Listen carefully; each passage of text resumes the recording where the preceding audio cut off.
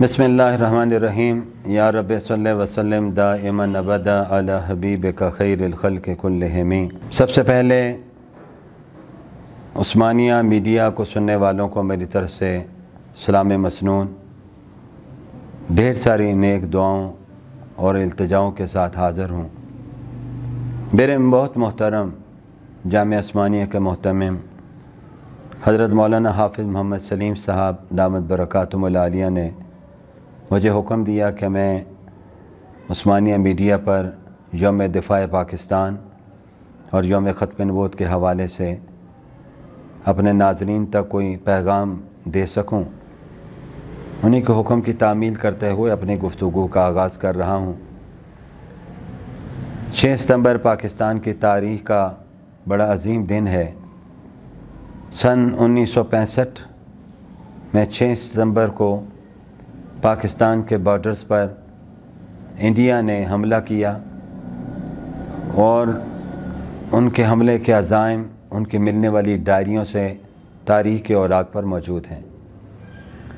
لیکن 6 ستمبر کو پاکستان کی قوم نے جو تاریخ رقم کی، پاکستان کی افواج نے، پاکستان کی فضائیہ نے، وہ پاکستان ہی نہیں پوری دنیا کی لازوال تاریخ ہے۔ دشمن بڑے غلط عزائم کے ساتھ آیا تھا، اس کی پلاننگ بہت بڑی تھی۔ وہ یقینی طور پر دشمن ہوتا ہے، اس کا انداز بھی مختلف ہوتا ہے۔ لیکن جب 6 ستمبر کو انڈیا نے رات کی تاریکی میں پاکستان پر حملہ کیا تو پاکستان کے اس وقت کے سپہ سالار جنرل محمد ایوب خان نے تقریر میں ایک بات کہی، ایسا نکتہ قوم کو دیا کہ پاکستان کی قوم پوری دنیا کے سامنے ایک ایسی قوم بن کر آئی کہ دنیا بھر حیرت میں پڑ گئی کہ ایک ایسے مجاہد قوم ہے جس نے دشمن کا مقابلہ کرنے کے لیے ہاتھ میں کلاشن یا اس دور کا 7mm یا کوئی پسٹل نہیں پکڑی، لاٹھیاں اور ہاکیاں لے کر لاہور بارڈر کی طرف چل پڑے تھے۔ ایوب خان نے ایک جملہ کہا تھا کہ ہندوستان کو معلوم نہیں کہ اس نے کس قوم کو للکارا ہے، اس قوم کو للکارا ہے جو قوم لا الہ الا اللہ محمد الرسول اللہ صلی اللہ علیہ وسلم پڑھنے والی قوم ہے۔ بس اس کلمے نے پاکستان اور زندہ دالان لاہور کے دلوں میں ایک روح پھونک دی تھی، اور پھر تاریخ لکھتی ہے کہ لوگ گھروں سے لاٹھیاں، ہاکیاں، ڈنڈے پکڑ کے واگا بارڈر کی طرف بھاگے کہ آج ہم دشمن کا مقابلہ کریں گے۔ معلوم ہے کہ آگے دشمن کے پاس توپیں ہیں، اس دور کا اسلحہ موجود ہے، لیکن یہ جانے والے پاکستانی جوانوں بوڑھوں کے پاس کلمے کی طاقت موجود تھی۔ اور یاد رکھیے کہ کلمے کی طاقت کا مقابلہ دنیا کو کوئی اسلحہ نہیں کر سکتا ہے۔ اور پھر قوم میدان میں کھڑی رہی اور ہمارے فضائیہ نے انڈیا کو تابڑ توڑ اس پر حملے کیے، اس کی فضائیہ پر، اور تابڑ توڑ انداز میں آگے بڑھے۔ اور تاریخ گواہ ہے کہ پھر کیا ہوا تھا کہ ہمارے میجر عزیز بھٹی نے اپنے وجود پر بم باندھ کے دشمن کے ٹینکوں کے نیچے لیٹ گئے تھے اور دشمن کے ٹینکوں کے پڑخچے اڑا دیے تھے۔ میجر عزیز بھٹی کو کسی نے کوئی لالچ تو نہیں دیا تھا، اس کے پاس ایمان، تقوی، جہاد، یہ فوج کا اس دور کا بھی ماٹو اور آج کا بھی ماٹو ہے۔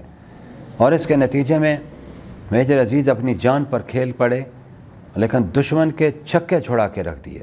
حیران ہو گیا دشمن کہ اتنی جرت والی فوج ہے۔ اور پھر ایم عالم خان یہاں پر پاکستان میں فضائیہ کا وہ جہاز اڑایا، اس ایک جہاز نے انڈیا کے 5 سے 6 جہاز گرائے تھے، جس پر خود انڈیا کی فضائیہ پریشان ہو گئی تھی۔ اور اس نے کہا کہ میں جس وقت چلا تھا تو باوضو ہو کے چلا تھا، گھر سے نفل پڑھ کے چلا تھا اور درود پاک پڑھتے ہوئے آگے چلا تھا۔ میں نے ایک جہاز سے انڈیا کے 5 سے 6 جہاز گرا دیے تھے۔ یہ جذبہ تھا جس جذبے کے تحت پاکستان کی قوم نے انڈیا کا مقابلہ کیا۔ اور 65 کی وہ جنگ انڈیا والے آج بھی اگر یاد کرتے ہیں تو ان کی رات کی نیند حرام ہوتی ہے۔ میں آج 2020 میں بیٹھ کر یہ کہتا ہوں کہ آج بھی الحمدللہ پاکستانی فوج کے پاس وہی ماٹو ہے، ایمان، تقوی اور جہاد فی سبیل اللہ، اور آج بھی پاکستان کی قوم اسی جذبے کے ساتھ زندہ ہے۔ پاکستان کے بارڈر پر انڈیا گاہے گاہے حرکتیں شیطانی حرکتیں کرتا ہے. آپ کو یاد ہوگا پچھلے عرصے میں ان کے فضائیہ کے طیارے ہماری حدود سے آگے نکل آئے تھے، لیکن ہمارے فضائیہ کے جوانوں نے ان کا طیارہ گرایا تھا اور ان کا وہ بھیجا ہوا طیارہ اڑانے والا کپتان بھی گرفتار کیا تھا. اور ہمارے جوان جس نے طیارہ گرایا تھا اس کا نام سن تھا. اس نے پاکستان کی قوم کا سر فخر سے بلند کیا تھا. میں آج عثمانی میڈیا کے ذریعے پوری پاکستانی قوم کی طرف سے ترجمانی کرتے ہوئے کہنا چاہتا ہوں، خدا نخواستہ آج بھی اگر پاکستان کے بارڈر پر انڈیا کو حرکت کرنے کی کوشش کرتا ہے تو انڈیا کو یہ بات نہیں بھولنی چاہیے کہ اگر انڈیا ایک ایٹمی طاقت ہے تو پاکستان بھی ایٹمی طاقت ہے. انڈیا کو اپنا ماضی یاد کرنا چاہیے، سن 65 کا ماضی اس کو اپنے سامنے رکھنا چاہیے. پاکستان کی فوج بھی آج بالکل چاق و چوبند اور دشمن کے مقابلے کے لیے ہے، اور پاکستان کی فوج کے ساتھ پاکستان میں بسنے والا ہر مسلمان دشمن کا ہر سطح کا مقابلہ کرنے کے لیے تیار ہے. لیکن یہ پاکستان انشاءاللہ العزیز رہتی دنیا تک آباد اور قائم رہے گا. ہمارا ایمان ہے کہ پاکستان انشاءاللہ العزیز قیامت کے دن تک قائم رہے گا. 6 ستمبر کو ہم یوم دفاع پاکستان کے طور پر منائیں گے اور اپنے جذبے کو ہم دوبارہ دہرائیں گے اور پوری دنیا کو پیغام دیں گے. اسی کے ساتھ 7 ستمبر اللہ کی شان دیکھیں، اتفاقات ہیں. 6 ستمبر یوم دفاع پاکستان ہے اور 7 ستمبر یوم دفاع ختم نبوت ہے. پاکستان میں 7 ستمبر کو پاکستان کی قومی اسمبلی نے ایک تاریخ ساز فیصلہ کیا تھا، اور یہ فیصلہ جناب ذوالفقار علی بھٹو مرحوم کے دور میں ہوا، جو اس وقت قومی اسمبلی میں وزیر اعظم تھے، پاکستان کے وزیر اعظم تھے. ان کے دور میں قادیانیت کا مسئلہ پارلیمنٹ میں پہنچا تھا، مرزا ناصر لے کر گئے تھے، اور وہاں پر جب مرزا ناصر نے پاکستان کے وزیر قانون اس دور کے جناب عبدالحفیظ پیرزادہ اور اٹارنی جنرل یحییٰ بختیار سے بات کی، تو اٹارنی جنرل نے جواب میں کہا تھا قادیانیوں کے نمائندہ کو کہ اگر آئین پر، دستور پر، قانون پر بات کرنی ہے تو ہم آپ سے بات کریں گے، اور اگر آپ نے بات قرآن و سنت پہ کرنی ہے تو یہ علماء کرام اس کا آپ کو جواب دیں گے. اور پھر علماء کرام نے اپنے قافلے کا اس وقت سپیکر چنا تھا اور پاکستان کے قوم کی آواز بنے تھے، علماء کی آواز بنے تھے، تو وہ مفکر اسلام حضرت مولانا مفتی محمود رحمۃ اللہ علیہ بنے تھے. پھر آج کہا جاتا ہے کہ اس دور میں یہ فیصلہ جبر کی بنیاد پہ ہوا. نہیں، میں ان لوگوں سے کہتا ہوں کہ آپ قومی اسمبلی کی ڈائری کو اٹھا کر دیکھیے، قومی اسمبلی کے ریکارڈ کو چیک کیجئے، دلائل کی بنیاد پر فیصلہ ہوا تھا.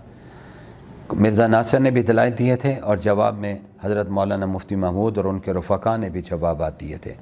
اس وقت اسمبلی میں جہاں حضرت مولانا مفتی محمود پاکستان کی قوم، فرزندان توحید اور عاشقان مصطفیٰ کے نمائندہ بن کے بول رہے تھے، تو اسی اسمبلی میں بڑے بڑے عاشقان مصطفیٰ بھی بیٹھے ہوئے تھے، جن میں حضرت مولانا شیخ الحدیث مولانا عبدالحق رحمۃ اللہ علیہ، ہمارے بزرگ رہنما حضرت مولانا شاہ احمد دورانی، اور اسی طرح جناب پروفیسر غفور احمد، حضرت مولانا عبدالحکیم، حضرت مولانا عبدالمصطفیٰ الازہری، اور اس کے ساتھ مولانا صدر الشہید مولانا نعمت اللہ جیسے بڑے بڑے اکابر علماء، حضرت مولانا غلام غوث ہزاروی جیسے بیٹھے ہوئے تھے.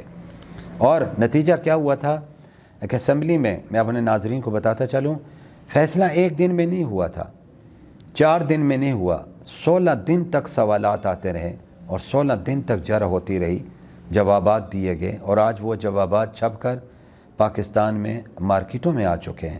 اور اس کے نتیجے میں پاکستان کی اسمبلی پر ختم نبوت کا پرچم لہرایا، اور پرچم لہرانے میں ہمارے اکابرین کا کردار تھا، اور ہمیں ماضی بھی نہیں بھولنا چاہیے. سن 53 میں بھی تحریک ختم نبوت چلی تھی.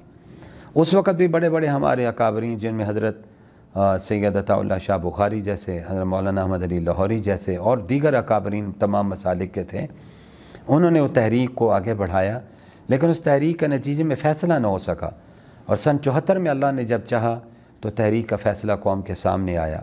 16 دن کے بعد پاکستان کی پوری قومی اسمبلی نے متفقہ طور پر علماء کرام کے آراء، علماء کرام کے فتاویٰ، قرآن و حدیث کی روشنی میں جو سامنے آئے، اس کی بھرپور تائید کرتے ہوئے قادیانی کو غیر مسلم اقلیت قرار دینے پر مہر تصدیق ثبت کی، دستخط کیے. اور میں یہ کہتا چلوں کہ آج سیکولر طبقہ بہت باتیں کرتا ہے، لیکن میرا وجدان کیا کہتا ہے؟ میں سیاست کا ایک طالب علم بھی ہوں، تاریخ کا بھی طالب علم ہوں، میں تاریخ کے بہت سے واقعات کو چھوڑ رہا ہوں۔ یہ بات ضرور کہتا چلوں کہ اس دور میں سیکولر قوتوں کے نمائندگی کون کر رہے تھے؟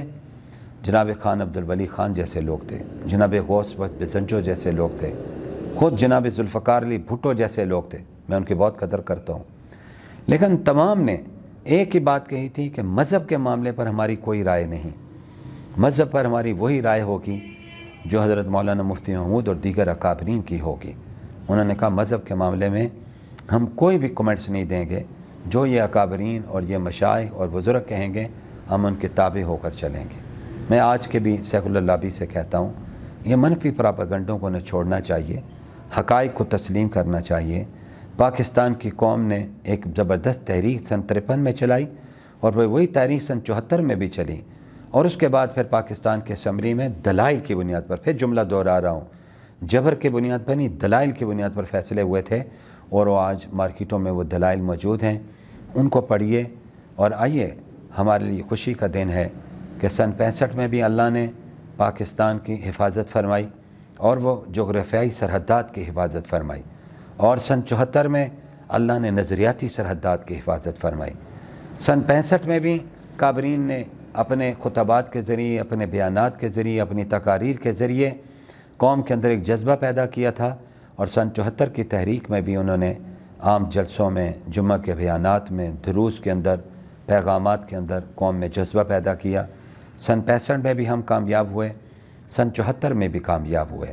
آج اسی تحریک کا نتیجہ ہے کہ پاکستان کے اسمبلی پر ختم نبوت کا پرچم لہرا رہا ہے، اور میں نے جیسے پہلے کہا کہ رہتی دنیا تک، بلکہ قیامت کے دن تک انشاءاللہ العزیز پاکستان قائم رہے گا، پاکستان کا پرچم لہراتا رہے گا۔ یہ پاکستان کا پرچم لہرانے میں علماء کرام بھی اپنا کردار ادا کریں گے، اسی طرح جس طرح علامہ شبیر احمد عثمانی، حضرت مولانا ظفر احمد عثمانی، اور حکیم الامت حضرت مولانا اشرف علی تھانوی، اور حضرت مولانا مفتی محمد شفیع، حضرت مولانا مفتی محمد حسن جیسے اکابرین نے اپنا کردار ادا کیا تھا۔ اور یہی بات تھی کہ سن 47 کے تحریک پاکستان میں اکابرین نے جب اعلیٰ کردار ادا کیا، تو بابا قوم نے جب پاکستان کا پرچم لہرانے کا وقت آیا تھا، انہوں نے پرچم لہروایا تھا، تو پاکستان میں ہمارے اکابرین سے کراچی میں شیخ الاسلام پاکستان علامہ شبیر احمد عثمانی، اور ڈھاکہ میں علامہ ظفر احمد عثمانی سے پاکستان کا پرچم لہرایا۔ یہ پرچم بھی پاکستان کا انشاءاللہ لہراتا رہے گا، اور یہ ختم نبوت کا پرچم بھی لہراتا رہے گا۔